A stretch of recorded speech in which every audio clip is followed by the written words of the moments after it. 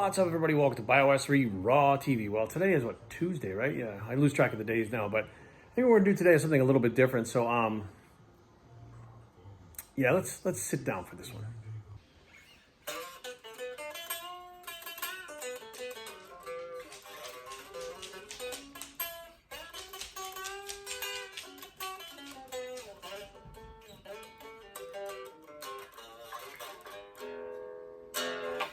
So, why are we sitting down? What am I doing with this guitar? So, we're gonna talk a little bit about this specific guitar and all my guitars. So, as of now, in May of 2020, I've had 50 million views on my YouTube channel. That's just YouTube alone. Go to my other social media. Let's really shoot low because I got 108,000 or something like that on my Instagram. As far as view-wise, if I wanted to lowball it between Facebook, Instagram, Twitter, let's say let's just put another 5 to 6 million. So let's say 56 million people have viewed my social media over the last 10 years.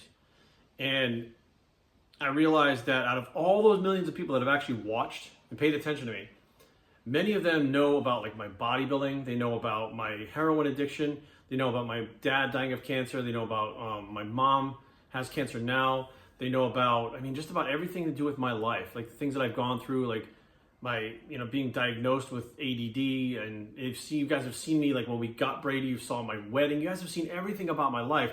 And I realized that maybe about, if I had to really, really think about it, like 56 million people have looked at all that stuff, but less than 1,000 people in the whole world, I'd say way less than 1,000, I'd say if you said 500, I'd be pushing it, even know that I play the guitar. And I started playing at 11 years old.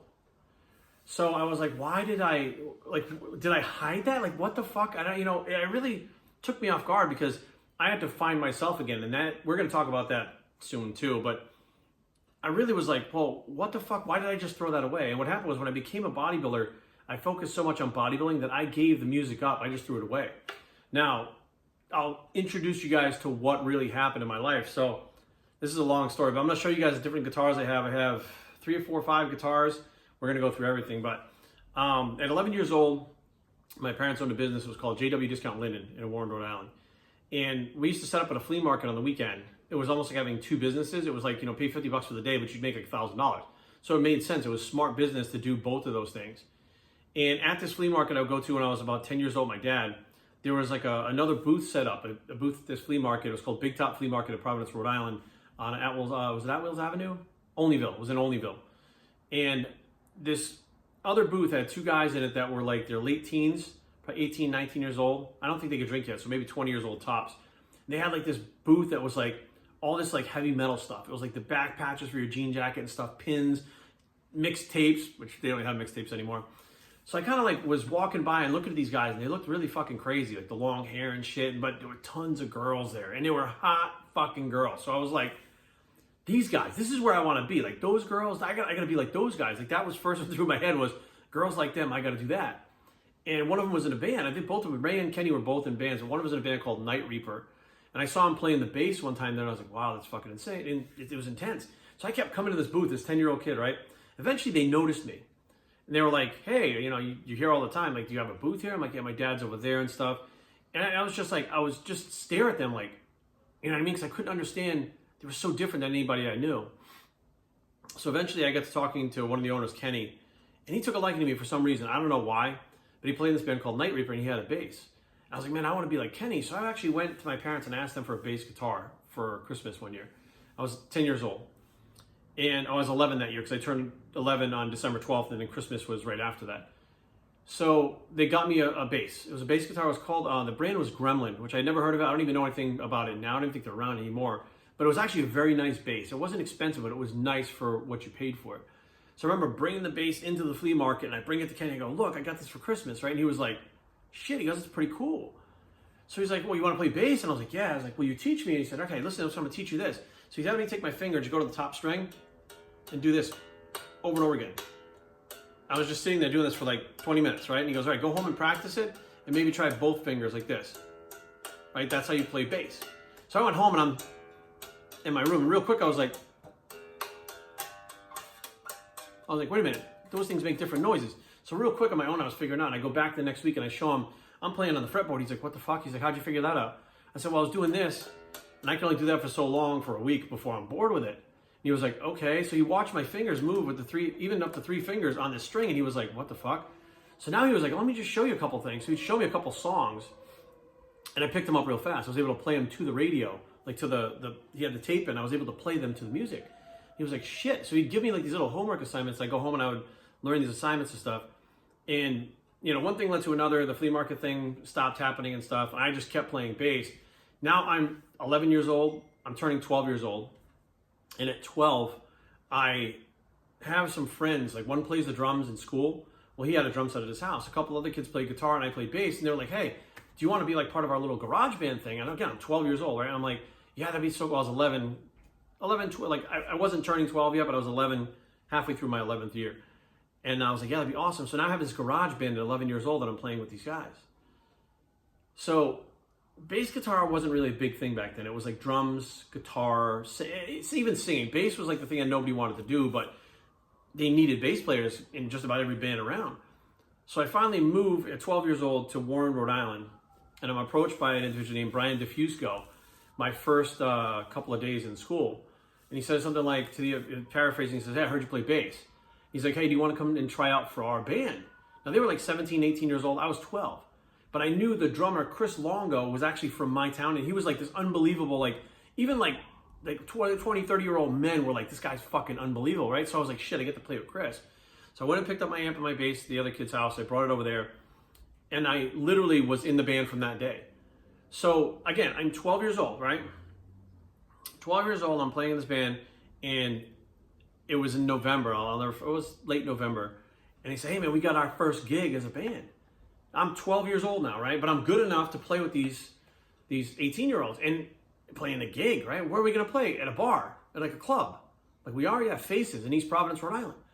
So I got to go home at 12 years old and tell my parents that I'm going to play in a fucking bar at 12 years old. And my parents are like, you're not. Like, you're not fucking doing that. And my mom's like, if you're doing that, your father's going with you. I'm like, fuck, I didn't want my dad tagging along. But so here I am, 12 years old, and guess what? The show, my first show ever that I'm going to play in a band, in a bar, in a club, it was a blues bar, was on my 13th birthday. So on my 13th birthday, I'm actually playing in clubs on my 13th birthday for the first time, right? And I remember the exhilaration from being on stage. It's similar to like bodybuilding. It's actually kind of same because they're just focused on you at the time, you know? And that was it. I was like, this is what I want to do. So we kept doing like these different, you know, festivals that they have like around town. We did actual like concerts and stuff like that. I wound up leaving that band. And before I left that band, Opposing Force, we actually went into the studio. So I was 13 years old. We were in the studio recording an album, which I think we got 4 songs fully recorded before we kind of went our separate ways. And I remember a few years ago, Chris Longo actually sent me those songs and I fucking lost them. But he had like 2 of the songs that we recorded. He still had them. He sent it to me like on SoundCloud or something like that. So I left that band and went on to another one called Spoiled Rotten. But I decided I was not going to play bass anymore. I was going to play drums. So I bought a drum set and I played drums in that band. So it wasn't just bass that I could play. It was pretty much any of the instruments in like heavy metal bands. So at the same time I'm playing drums, I bought a guitar.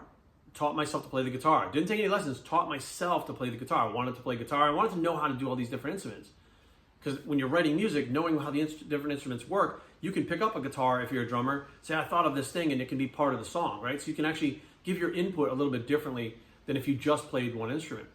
So I played, of course, you know, drums in Spoiled Rotten. I played drums in the high school band. I had a 5-string Washburn bass by the time I was 16 years old in the jazz band in school. And this is what I was doing. This is what kind of my life was going towards. I remember specifically the guys in high school in Opposing Force, which is the first band that I was in with Chris Longo. They were like, we're going to quit school and we're going to head to Boston because we can get signed in Boston. So now here I am, 13 years old. I got to go home and tell my parents I'm quitting school so I can move to Boston to become a rock star, which didn't go over well. Like you can imagine that, right? Now this is the Jerry that you guys don't know. This is who I was up to 14 years old. And at 14 years old is when I got in trouble in school. My cousin made me lift weights. And at the time, I had gone through the sexual abuse as a kid, and I was searching for something to like protect myself. And lifting weights made me feel stronger, made me feel like I could protect myself, I could build my physique up, people wouldn't fuck with me. I needed that more in my life right then than I needed music. But the bodybuilding thing, it was like you ate, slept, trained, and repeat. Like that's what you do to be successful. Well, rather than playing the guitar all the time and practicing and stuff like that, I wanted to train, I wanted to eat, I wanted to grow, I wanted to do these things. I was reading bodybuilding, I was studying bodybuilding, I was going out with these different places, these different gyms I was going to, and I was training with different people so I could learn. I was doing all this stuff. Everything that I did musically went away. Like I just gave it up. I just kind of threw it away. And my father, it was my dad. My dad was really into the music stuff. He understood that. That part of me, he understood. The bodybuilding part, he didn't understand. And when he passed away, it started creeping in my head again, like music. Like I miss music. Like that was the thing that I had with my dad. Why did I throw it away? Like what the fuck is going on? Like I went through this transition period when my dad died of, why did I do that? I miss it. Like it's something I could do by myself, just sit in a room and play for hours. And it gives me like a lot of pleasure playing. It makes me feel good. It makes me like, I can't explain it to you. Anybody that plays guitar probably understands what I'm talking about. So right before my dad passed away, not long before my dad passed away, I'd actually purchased this guitar. This is a Epiphone Explorer. It is the guitar that James Hetfield from Metallica plays. This is my favorite. This is my baby. This is my guitar. This is for, usually metal bands will play with this stuff and rock bands from the 80s and stuff, but this guitar, the way it sits and the way it plays, it sits very low. I play the guitar very low. This sits very low, and the way that the neck and the frets sit, it's just easy for my hands to move on, and it sounds unbelievable. It is a kick-in-your-face sound that this guitar has. It's got dual pickups on the bottom, of course. It's a cool looking, and you guys can't see it, but it's got a sparkle to the actual finish of it. So it's like a metallic black, right? Metallic black. So I bought this, and I started playing a little bit, and I was, of course, way off. It was very hard for me to kind of, sit down and go, okay, I'm going to get back into this again. And like from the first night, I was like, I feel good with it. Like my fingers wouldn't work right, but I felt the music again. And I was like, that's it. I want to go back to this. And again, I started getting big into YouTube and stuff at that point. And I was doing YouTube, and the music went away again. Like if you look at some of my older videos, you'll see this guitar in the background sitting there. And it was like I was trying to find my way. I wanted to do bodybuilding still. I wanted to do music. I was like, I didn't know what the fuck was going on, but music was creeping back into my life at that point. And it's funny because a friend of mine, I told Aaron this, and it shocked the fuck out of me. I had actually posted some stuff playing guitar on Instagram, which is actually up there now. It's been up there for a little while. I think I played Master Puppets, Creeping Death, and one other Metallica song on Instagram. It's up now. And it shocked the shit out of people. The response from that post, people were like, holy fuck, like what? I had no idea. And I'm like, yeah, I guess you guys did it, right? So as I'm starting to kind of move back towards the music and stuff, I'm really realizing that I really had something. I really had talent when I was younger, and I guess you never lose it. But it was a friend of mine recently that had seen the post that I put up, and he sent me a message. I haven't talked to him since like right around high school, the middle of high school, like maybe 10th or 11th grade. I haven't seen him or talked to him since then. And he said, hey man, he's like, I know you just want to fucking bang away at the drums, man. He's like, I know you're playing the guitar, but I know you want a drum set. He's like, they have these electronic drum sets now that, when you're playing, you can't hear him, put on headphones and stuff. You can put it like in your living room and nobody will hear it. He said, but it doesn't really matter. And what he said was the biggest compliment I've ever gotten in my life, more so than a bodybuilder, more so than anything I've ever done. He said, you were always a musical genius. Those were his exact words. And I went, holy shit. And I was like, what? I'm like, to think that those guys back then thought of me like that, they thought of me as like a child prodigy. Like, you're 18, you don't want to fucking play with a 14-year-old, it's a fucking kid, right? But they're asking me to be in this band and quit school and go try to get signed, I had no idea. I literally had no idea. Like I was just me playing and doing what I did, and I had no concept of how good I was, what I was doing, anything like that. I was just playing to play. So again, we're gonna go through the guitars, and this is people have actually, they saw the thing on Instagram, like you should do something and show us the guitars, because we had fucking no clue. We saw some shit sitting back there, but we didn't even know you could play. So this one is absolutely hands down my favorite. This is my baby. This is my Hetfield Explorer, the Epiphone, and this one just makes me happy. I can play this one for hours. And I'm just like, fuck yeah. But remember, every guitar has a different sound. So you can't just have one guitar for one sound. I'm going to pull out the other ones right now, so give me a second. I'll be right back. This one is a Les Paul Epiphone. So it's kind of a knockoff of the Les Paul. It's an Epiphone. It's more of a hard rock guitar, but it has a little bit of a different kind of body to it. It's a thinner body than an actual Les Paul. It looks more metal. Okay, this one looks a lot more like James Hetfield's when he's playing like on maybe the St. Anger album and stuff like that. Has a lot higher action on it. Has a lot more fuzzy tone to it. So it's not really good for technical stuff, but for real hard power chords and stuff like that, metal stuff, this is where you're gonna be at. This is the one that you want. Now, why I kind of dig the Epiphones is they're very affordable. They sound great and they're affordable. Now, the Explorer is not a cheap guitar, okay? This one is, I mean, maybe 250 bucks you're gonna wind up paying for this one, maybe less, depending on where you get it. And you can get it probably used for like 150 bucks or something, but the Explorer, you're looking at 500 to 600 bucks. It is an old guitar. That Explorer is an older guitar. This is a newer one. But like you can get these at any guitar shop or Guitar Center or anything like that. But a great first guitar, but also a great guitar to have on hand for a backup. And also, this could be a great guitar depending if that's the sound you want. It's much more of like an AC/DC type of distortion to it rather than the heavy, hard metal. So it's more for rock than it is metal. But this was the second guitar I got after the Explorer. So I had the Explorer, and then I was like, I really like playing those Ozzy songs from Zakk Wylde, who's, of course, an amazing guitarist. So I've actually taken it was in a course. It was like it was at Luca Music in North Providence, Rhode Island. He did it was called a guitar. What did they call it? It was like they called it something. It was like a guitar tempo or something. They called it. Basically, they hired him to come in. They paid him to come in and do an appearance to where he would just sit down and go through guitar theory and different scales and stuff with us and answer questions and teach us different things that he does. And at the time, I didn't realize how amazing that was, that we had Zakk Wylde sitting like where that camera is, and that's Zakk Wylde. You know what I mean? And we're sitting there learning. So that kind of was where this one came from. It was more of a Zakk Wylde, James Hetfield combination that I kind of wanted. But it was really for playing those songs by Ozzy. Zakk's, of course, played for Ozzy and Randy Rhoads and those guys. But this one's definitely not one of my favorites, but if you're going to be a serious guitarist and you're collecting guitars, you're going to have something like this just for the sound that it creates. Be right back. All right, this one, we were just talking about Ozzy. This is the Randy Rhoads edition Jackson. Now, when I saw this one on the wall, I've only had this one for about maybe 2 or 3 months. I got this one right before lockdown happened. This is the same guitar that Kirk Hammett from Metallica plays. So I have the James Hetfield and the Kirk Hammett. Now, I was actually having the Explorer fixed. So this thing on the top up here is called the nut. Aaron actually knocked over the Explorer and broke the nut on it. So I had to have it fixed. So while I was having it fixed, I was like, look, I just went and bought this one. And I was like, this one is a completely different sound, different feel. It has to be played higher up rather than lower. The neck actually looks a lot shorter. It's a whole different feel, whole different sound, all that stuff. But this is the type of guitar that Randy Rhoads used to play when he was alive. This is the Randy Rhoads edition. Jackson makes it, like I said. I don't know if you can see that. There you go, Jackson. This one, I feel like the action is higher on it. It doesn't have the same type of distortion that the Explorer has, but it's really good for technical. It has a really loud kind of squeal to it when you're hitting those notes that the Explorer doesn't have. The Explorer is very good for like rhythm guitar. This one's very good for lead guitar. And I like the cutout on it. It's very like, nowadays you don't see shit like this. It's very rock and roll. It's very heavy metal. It's very kind of, I don't want to say speed metal, but when you look at this, you think Metallica, you think, Pantera, you think all those bands like Megadeth. Megadeth actually, they play, I think Dave Mustaine plays a Flying V now. But Dave Mustaine used to play one very similar to this. And if you guys didn't know, Dave Mustaine from Megadeth was actually in Metallica originally. He was there before Kirk Hammett was. The legend has it that he had a serious drinking problem and they had to kick him out of the band and they hired Kirk Hammett afterwards. So I saw this puppy sitting on the wall at the Guitar Center and I said, I'll fucking take it. And they were just like, do you want to play it? I said, nope, I don't need to play it. I know what it is. I know what it sounds like. I'll take it. And I've had this one, like I said, for about 2-3 months now. And I like it, but not my favorite. My favorite is still the Explorer because I'm not a lead guitar player. Like, I don't solo well. I'm not a lead guitar player. I'm a very good rhythm guitar player.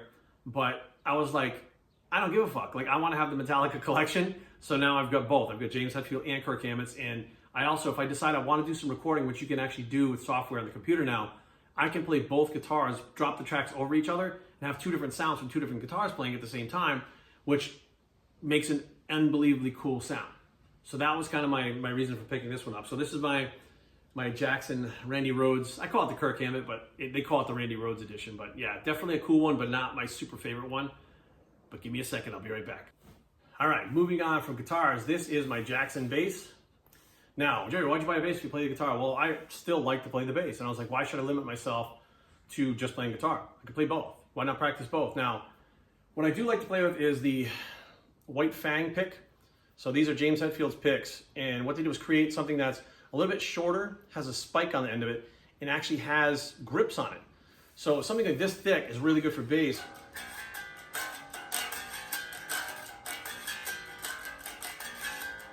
Very punchy. This bass is very punchy, so.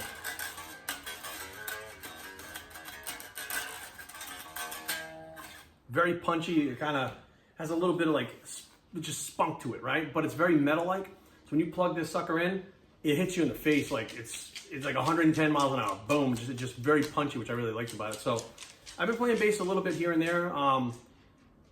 I do miss it sometimes. I'll be honest with you guys, I've actually been in contact with a couple people around the area that actually have a band that are looking for a bass player. And I mentioned it to my wife, Erin, and she was like, I kind of saw that coming. Erin, my wife knows me really well. She knows that if I say, look, I want to do this, guess what? I'm going to do that.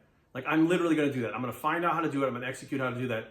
And if I have something that I'm thinking about doing and I'm super interested in, you can see me getting more interested in it. You can see the wheels turning.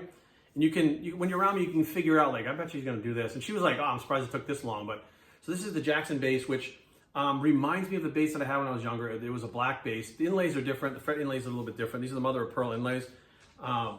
I do dig it. I think it's a great sound on it, and I'm happy to have this one. And I only have this one bass because I'm like, I really don't need another bass. Like, this is the sound that I like. This is the look that I like.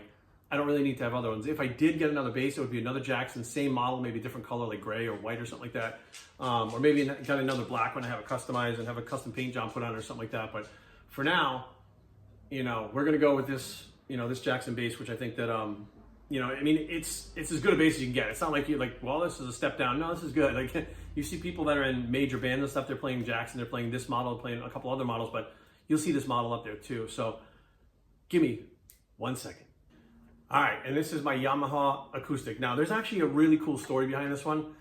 So this is actually an electric acoustic. You can see the equalizer's up here. The plug-in is down here. So about 2005, I moved down here. It's probably around 2006 for my birthday one year.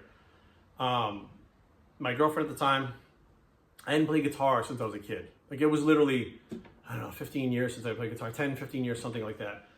And she knew that I wanted to play, but I couldn't afford a guitar at the time. I just couldn't afford it, and we had talked about it, like, oh, someday I'm gonna buy another guitar and stuff, and I tried to explain to her what I used to play and stuff, and she was like, okay, cool, yeah. Well, she was the type of girl that listens when you talk, right? So she went out and bought this. I had no clue that she had bought this. For my birthday, we all went out to a restaurant to eat, and she gave this to my friend Ben. Ben had it in his truck for like a week, so that I had no idea. It wasn't at our house. Like, I had no idea this was coming. So we're all at the restaurant, and she kind of like gives Ben like the fucking, go get it, like whatever. So he goes and gets the guitar. He comes in with it, and I was like, oh wow, Ben, you play the guitar? Like, I didn't know. I had no clue. And he fucking like hands it to me, and I go, what? And she was like, that's yours. He's been holding it for you. And I was like, what? So I opened the case, and I was like, you gotta be shitting me. I'm like, this is so cool. Like, I didn't really understand what I had in my hands as far as like quality wise. I didn't even know it was electric, to be honest with you, until, you guys are gonna laugh, until about 2 weeks ago. So it has this equalizer. When you push the button, it lights up. You can adjust the equalizer. You have bass on it, treble, and gain on it. And like, I'd move it around, and it would always sound like this. It was, right? And it's never louder, it's never quieter. It always has the same amount of bass and treble. So I'm like, what the fuck is this? Like, I didn't understand. And I thought this, you guys are gonna laugh, of course, it is for the guitar strap, right? You can put the guitar strap, but there's not one on this side. So I was like, well, what the fuck? I gotta install one myself? What kind of weird fucking shit is that?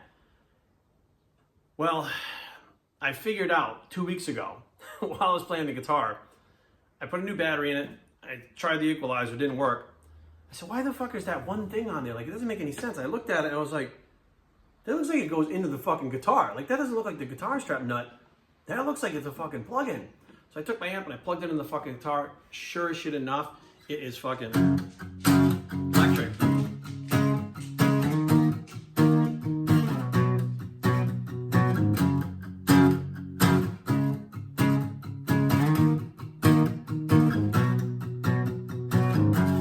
So it has good sound to it without the amp. You put the amp on it, you can put effects and stuff on it. And I do have a bunch of effects pedals. I have a chorus pedal, I have my distortion pedal, I have a wah-wah. I actually have a crybaby wah-wah, which is kind of the ultimate wah-wah pedal. But this is what I've been doing for a lot of the lockdown. Just learning a lot of songs, like stuff that I used to play, like Knocking on Heaven's Door.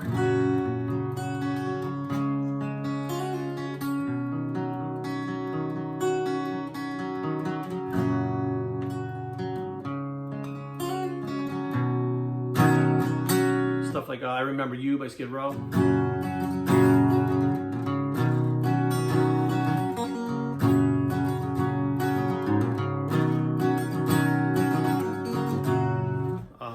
You guys know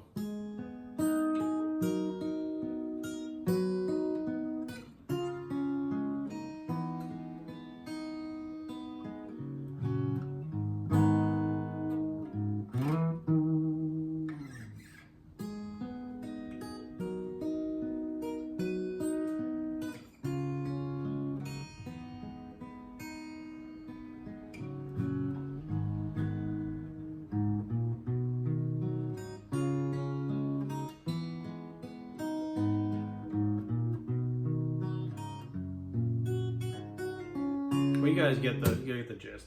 But I just started going back and playing all these songs like Thank You by Led Zeppelin.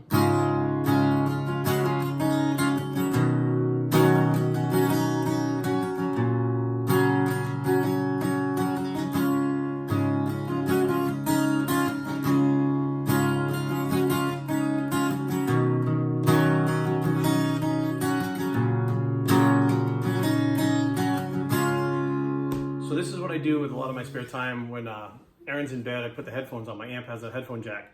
Put the headphones on. I can play. She can't hear anything. I can make it loud. I can play to other songs.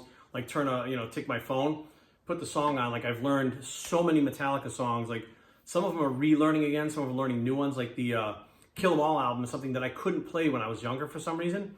Taking time away from playing, my dexterity is better. Like my ear is better, my dexterity. I don't understand why I got better playing the guitar as I got older without playing, without practicing. It doesn't make any fucking sense, but that's where I'm at now, guys. And this is my, it's always been a passion of mine that I let go. And I think that I really lost myself when I started bodybuilding. Bodybuilding, I love bodybuilding. I'll always love bodybuilding. It was one of the greatest things in my entire life. It took up 30 years of my life. And I don't regret any of it, and I love it, and I'll love it to the day I die. I love being involved with it. It's still a passion of mine. But competing is gone. I've moved into judging now. And of course, I still love training to stay in shape and stuff like that. But I look back and I think that I really did waste some talent that I had. And I wasted some of my time. I shouldn't say wasted my time, but I wasted the talent and I wasted the opportunities that I had music-wise when I was younger to do bodybuilding. And that's fine. I'm not saying that there's anything wrong with it. I don't regret it. I'm just saying that it came to a point where music doesn't matter your age, right? Your body breaks down from the bodybuilding over time. Your age does matter when your physical, physique matters as you get older. It changes, but music doesn't have to change like that. It's always there. As a matter of fact, I'm better now than I was then. So it's like really kind of reconnecting with it. And like, I don't know if like, as soon as I strum a guitar, it doesn't matter. Like, I like to close my eyes. Like, I like to play without looking because I don't really need to look to play. But I love closing my eyes and just feeling like you can feel the tone, you can feel the music. Like, it's hard to explain unless you play guitar, you've really been into that stuff. So I just wanted to kind of reach out to you guys, and I was like, man, 56 million people know about my bodybuilding and know just about everything about me, even my dog, everything. But like 500 people know that I play music. Almost everybody on my Instagram didn't know. I mean, my cousin popped up and she was like, oh yeah, fuck you, you're back, But like, my mom was excited. The people that saw it were really excited because they were like, holy shit, like, are you coming back? And I was just like, I don't know what I'm doing. I'm playing, But you never know. Never say never. I got a lot of time left in me. I'm still young as far as music goes. But my goal is now just to keep playing. And once the lockdown subsides, I'm going to go ahead and get in touch with those guys and see about that band. And who the fuck knows? You guys never know. You might just see a whole new version of Jerry that, I should say myself. I keep saying that stupid third person shit, but, seeing like a whole new version of me, when this whole coronavirus is over. But it's really not a new version of me. It's an old version of me coming back to play, if that makes any sense. So this is where I'm at, guys. And, I appreciate, you guys even asking. People are like, hey, can you show us the guitars in the background? Can we see them? Like, can I get messages sent to me? Can you show them to us? Like, we know they're back there, but what are they, And I've actually started a new YouTube channel. And it's going to be all about guitar playing and stuff like that. I don't know if I'll be doing instructional stuff or just maybe playing some songs and stuff like that. I'm not really sure yet. But it's definitely, the passion that I had for it when I was a kid is there now just as much. And that hasn't changed. And that feels really fucking good to be reconnected with that. So I hope that this also explains a little bit for the change in the way that I look also. I feel like, as I get older and I change again, it really is going back to more who I was when I was a kid. I'm reconnecting. I had the video up about the midlife crisis, and this is not the midlife crisis. This is the part of my old self reconnecting with my new self. So my new self is still very much into bodybuilding, still trains all the time, still eats right, but now has introduced music back into that lifetime. So it's almost like the best of both worlds. I'm able to be how I was as a kid, be how I'm as an adult, fuse them together, and be the best new overall version of myself. So thank you guys for listening and paying attention. I really appreciate all the support, guys. Remember, we got time, guys. You always got time to do something that is passionate, or something you're passionate about. We always have time to do something new, to learn something new, but we always have time to go back and do something that we were passionate about before and not learn it, but reintroduce it into our lives. And you never know, it might just make you happy. I'm Bios3 and I approve this message. Thank you guys, and we are out.